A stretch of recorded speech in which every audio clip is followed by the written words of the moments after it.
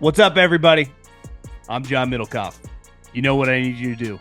Subscribe to our YouTube channel. We got content for days reacting to every NFL game all the time, every single day. Subscribe, like the videos. Let's go. What is going on? Happy Friday.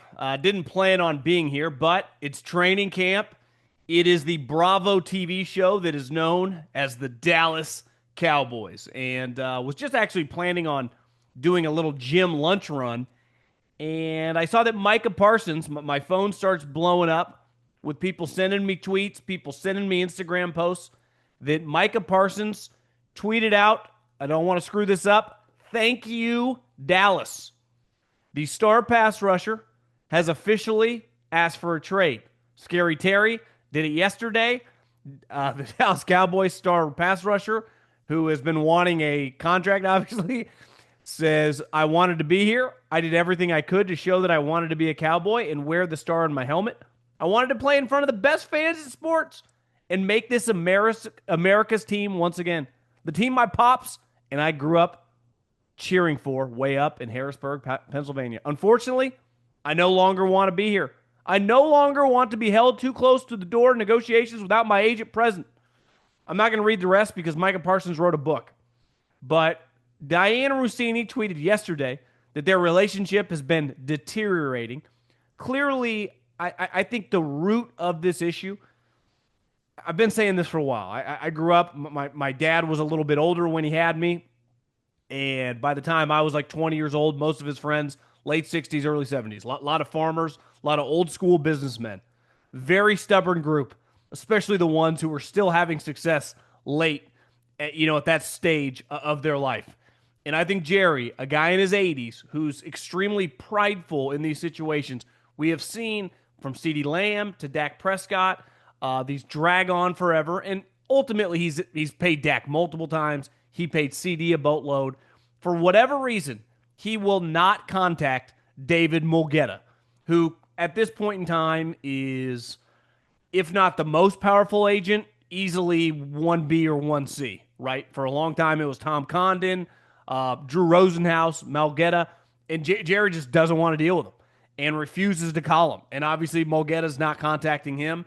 So the conversations and the communications, I mean, part of being a GM, I say this all the time when it comes to, obviously any assistant coach who becomes a head coach and any assistant GM or scouting director that becomes the GM, it is so much more than just sitting in a dark room and watching tape of potential free agents, of dudes on practice squads, and obviously dudes in college.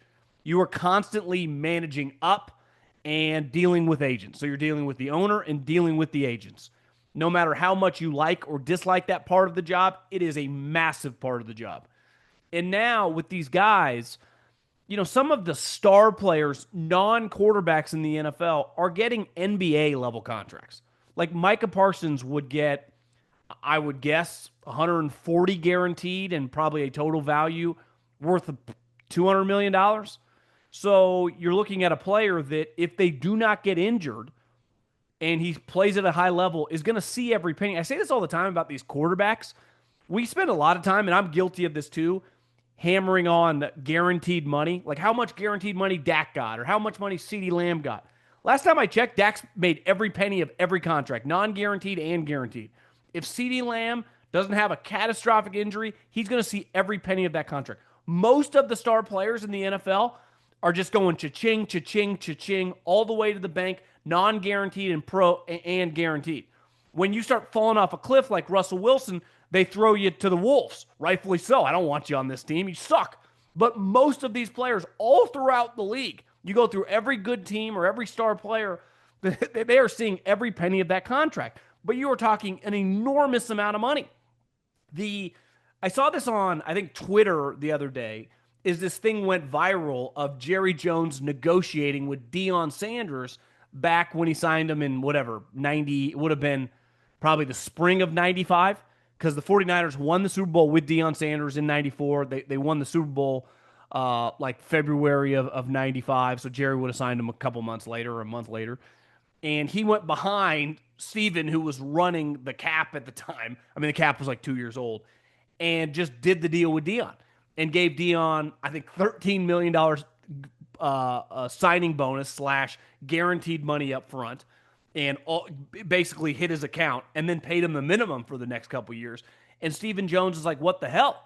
He did, and Jerry used to be this crazy deal maker doing stuff like that, this kind of maverick, just doing whatever it took. Now he's become, in a weird way, one, anytime you become old and you are as wealthy as Jerry is, it is easy to be stubborn. Most guys in their 80s who have unlimited cash and have a lot of power and a lot of juice aren't super like open-minded and willing to do things that back in the day they maybe didn't have to do. And even Dion was quoted on this video that I saw, was like, this video happened only because me and Jerry worked out the deal. It was just me and Jerry, you know? And I think Jerry, this old school businessman from the 70s, the 80s, and the 90s, these agents didn't play as big of a role. Well, times have changed. And these guys are integral parts of these negotiations. And a guy like Micah Parsons is just very valuable, right? And you're looking at just an enormous contract. You're seeing TJ Watt and Max Crosby get third contracts as pass rushers and get 100 plus guaranteed. So a couple years ago, Nick Bosa got 125. You're talking, I mean, potentially Micah 150. When you factor in inflation, the natural growth of the salary cap, the natural growth of the media deals, like this is basically a quarterback contract. But Jerry and their front office has to know this. So to get it and make it this weird, it's like it is avoidable. It really is avoidable. Sometimes you're at an impasse over negotiations, right? They want 10 million more than you're willing to pay, and you just work through it, right? Money's all relative, so it could be a $5 million contract or it could be a $200 million contract. And you work through it. And most of these contracts in the NFL eventually work themselves out. Some become a little more contentious than others. But if I want to keep you, and like Micah wants to be there, we can figure this out. But when you get in these situations, clearly it's like there's a lot of ego involved. There's a lot of personality involved.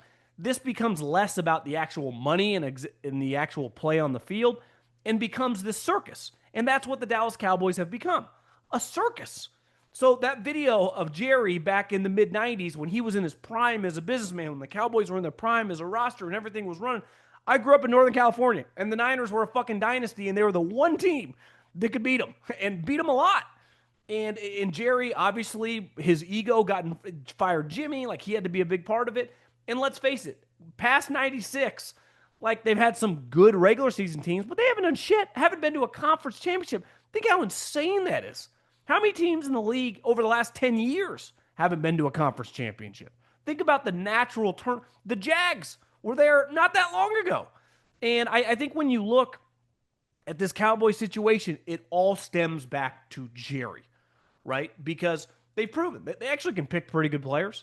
They can build a pretty good team. I mean, a couple years ago, they had a team that I thought was worthy of competing for a Super Bowl. Now, Dak shit the bed in the second round against the 49ers, but their defense was elite. Dan Quinn had the defense humming. Their offense was pretty damn good, and Dak shit the bed, and they lost to the 49ers on the road in a game that was winnable. And other than that, and even the year before when they lost to the Niners at home, like they had a really good team.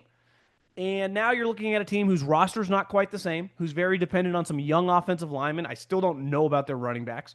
But the best player on their team, one of them, CD's pretty elite too, you get in these situations.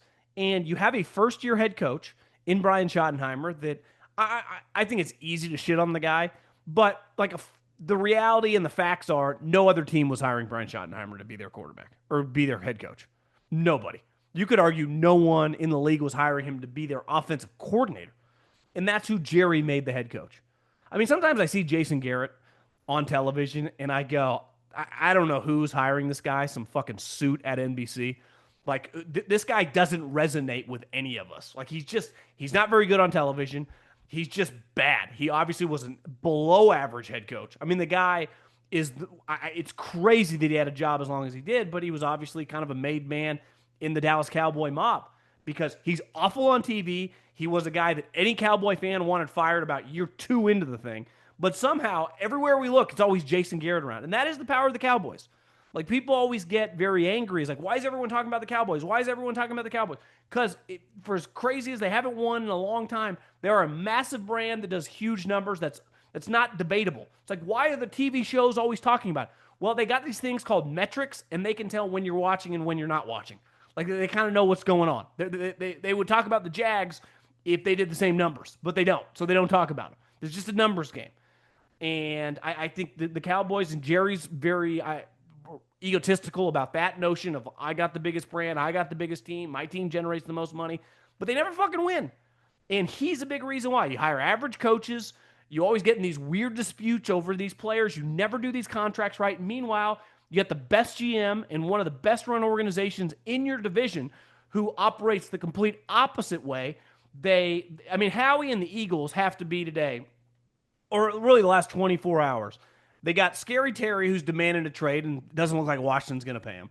And you got Micah demanding a trade, and who knows how this is going to play out. Pro golfers drive for show and putt for some dough.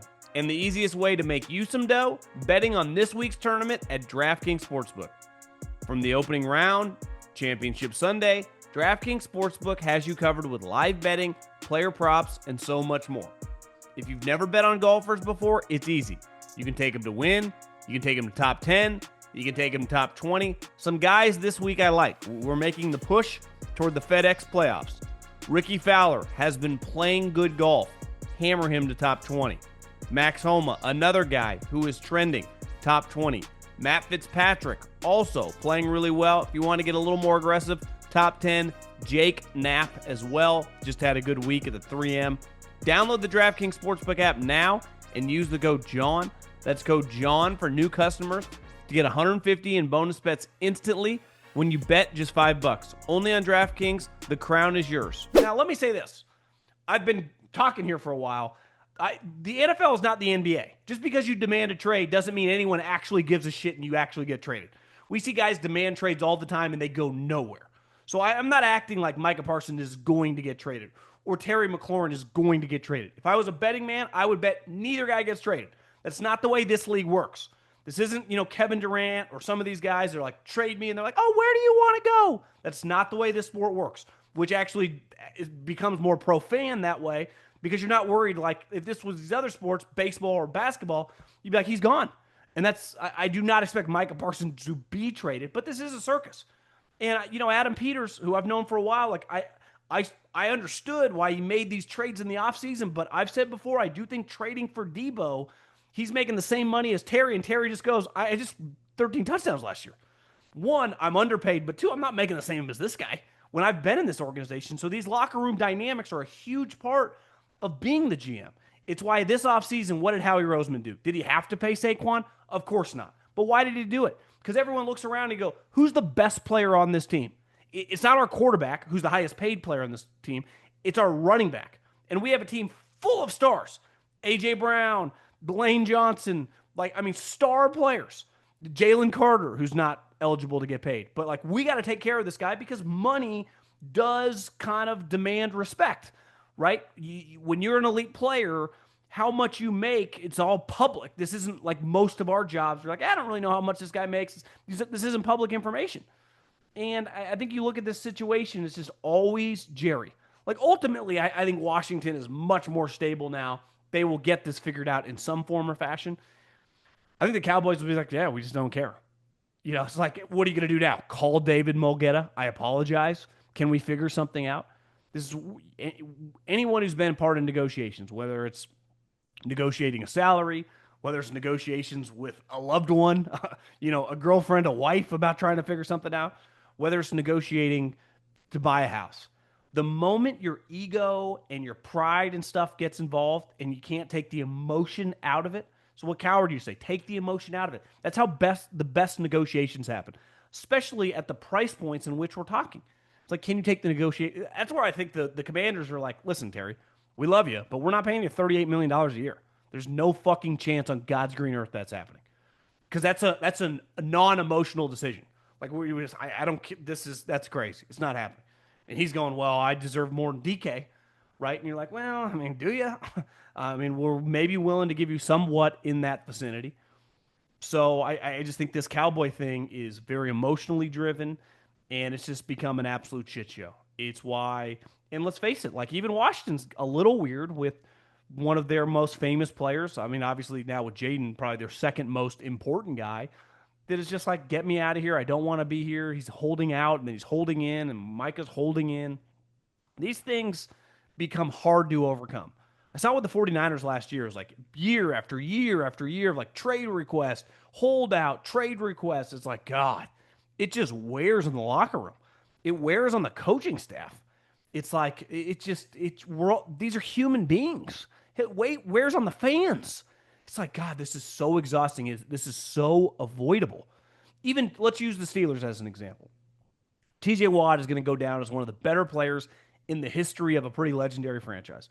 It's like, hey, guys, I need some more money. And we all know it. It's time we figure something out. And at first, it's just natural negotiations, but you keep it private. And eventually something just gets done. It's like, boom, we're off and running. And I just think this is kind of the opposite. Listen, Jimmy Haslam gets shit on, right? Gets shit on constantly and earned a lot of that negativity and the animosity that comes from the fans. He's done some crazy things. Hell, you know where I stand when it comes to the Shedeur Sanders draft pick. I think Jimmy Haslam had his hands all over that thing. I think that decision was made because of him. But Myles Garrett, who is one of the more talented players of his generation in the history of the franchise, is like, I want to trade. I want to trade. And I was even thinking, hey, this team sucks. Nuke this thing.